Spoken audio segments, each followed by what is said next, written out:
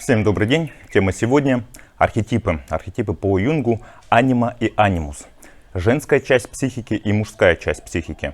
Сразу же хочу сказать, что если бы 5 лет назад мне бы кто-нибудь сказал, что в мужчине есть женская часть и мужская часть, я бы, наверное, как-то это не воспринял, либо подумал, да ерунда какая-то, как в мужике, в мужчине может быть женская часть психики, и вообще женские какие-то чувства, эмоции, какие-то программы, или то же самое там у женщины. У женщины есть мужская часть психики. Я бы это вообще не понял. Тут также с чего стоит начать, это архетипы.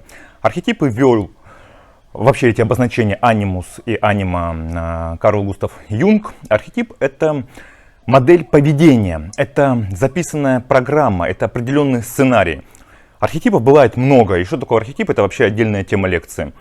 Тут мы говорим про анима и анимус, это про женскую энергию, некоторые называют ее так, и это более-менее понятно, про мужскую энергию.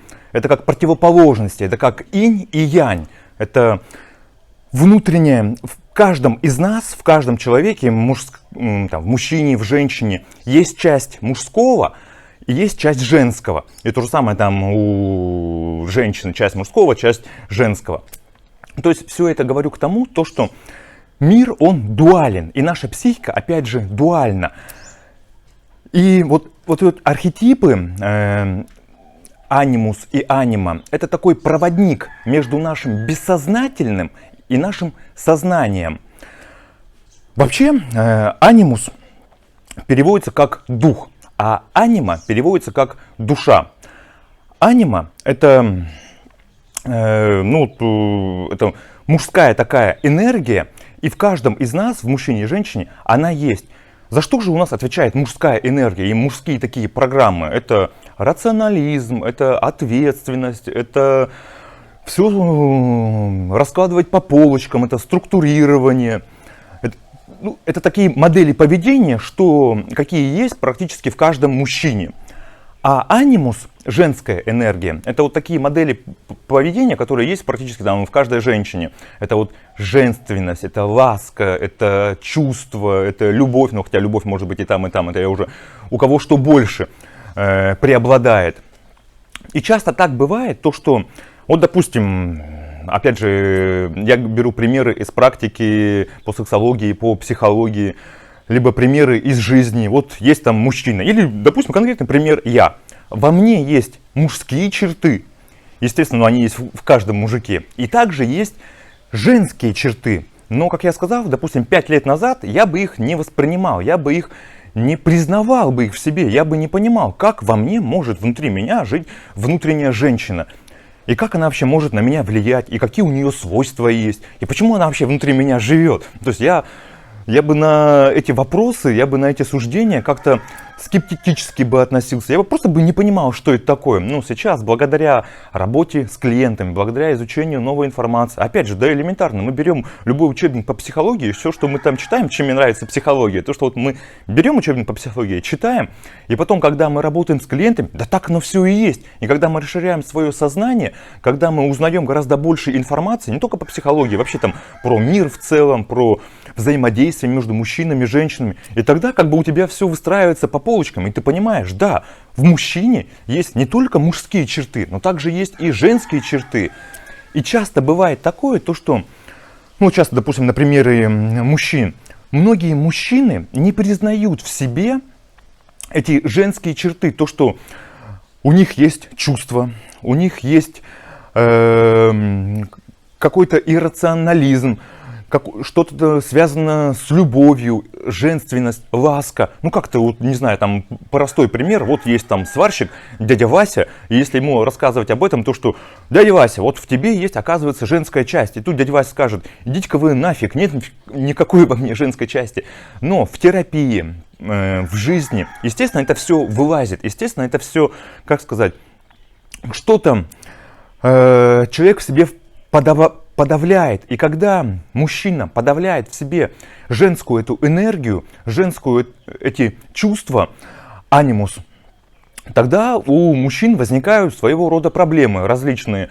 в отношениях с матерью, в отношениях с женой, в отношениях с подругой, в отношениях вообще с друзьями. И то же самое про женщин. Есть такие женщины, ну, опять же, такой, может, стереотип, ну, грубо говоря, там, бабы с яйцами. Мы знаем такие примеры, и такие женщины есть, которые все держат в себе, которые пытаются все контролировать, которые менее эмоциональны, у которых четкий такой настрой, у которых есть своя стратегия, которые идут к своей цели, которые, ну, они менее женственные, они очень редко показывают свои чувства, эмоцию, ласку. И они внутри себя, эти женщины, подавляют именно свою женскую энергию, анимус. А у них преобладает больше именно мужская энергия. И вот фишка вообще, ну даже не фишка, а, я не знаю, там лайфхак, как хотите это называйте, заключается в том, чтобы был баланс, чтобы мы понимали, что внутри нас заложено, как женское, так и мужское, и чтобы мы это видели, чтобы мы это осознавали, чтобы мы это чувствовали, чтобы мы это понимали. Это касается и женщин, и мужчин. Когда мы это осознаем, когда мы это понимаем, мы исцеляемся, мы все больше и больше изучаем себя, мы все больше и больше обращаем внимание на то, что мы хотим на самом деле, на то, что мы чувствуем на самом деле, на то, что мы хотим сказать в конкретный момент.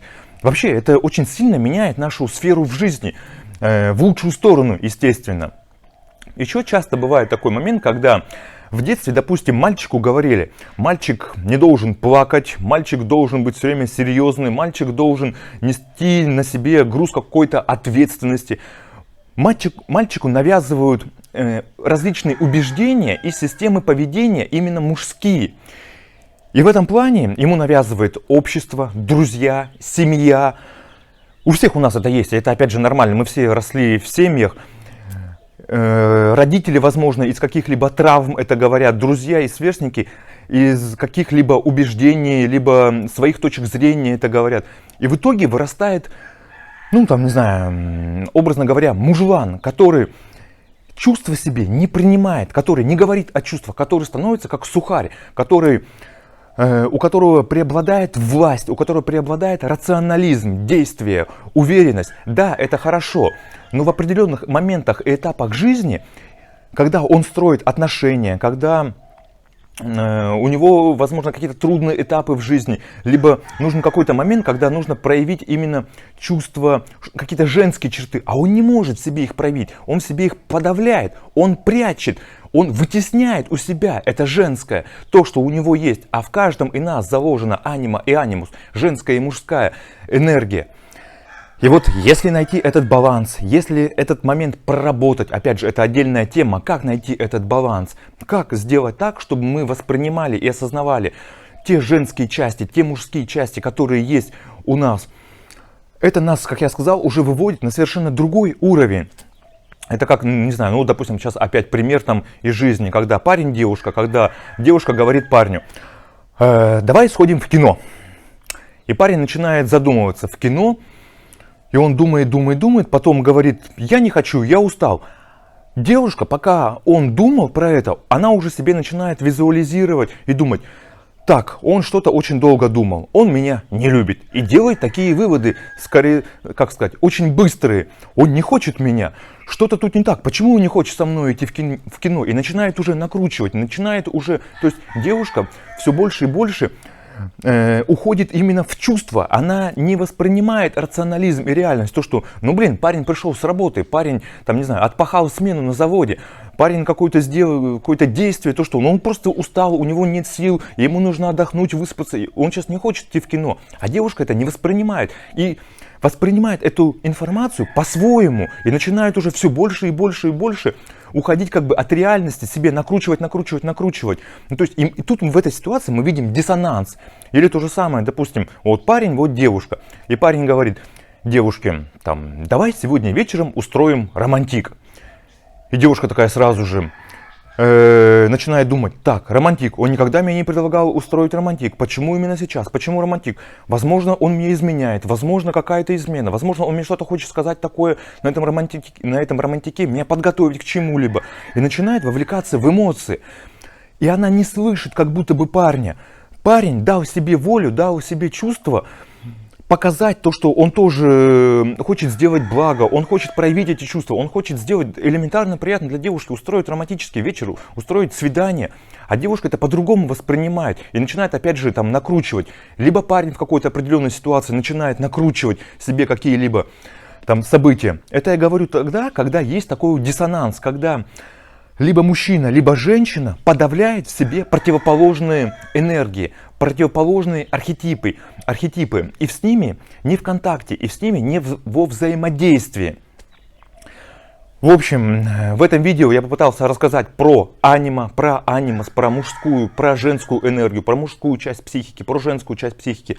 Очень важно иметь баланс, очень важно его видеть, и очень важно в себе признавать и работать над своей внутренней женщиной, ну, допустим, в плане меня, то, что я мужчина, а девушкам над своим внутренним мужчиной, для того, чтобы расширить наше сознание, расширить информацию о себе, больше узнать, кто ты есть на самом деле, больше узнать, чего ты хочешь на самом деле, гораздо более стать объективным, не делить на черное и белое, не делить на плохое и хорошее, уходить от черно-белого фильтра, уходить от определенных моделей и стереотипов и убеждений. В общем, все. Всем большое спасибо. С вами был Сергей Витиченко, сексолог, психолог. Если у вас есть какие-то вопросы, то задавайте. Всего доброго. До свидания.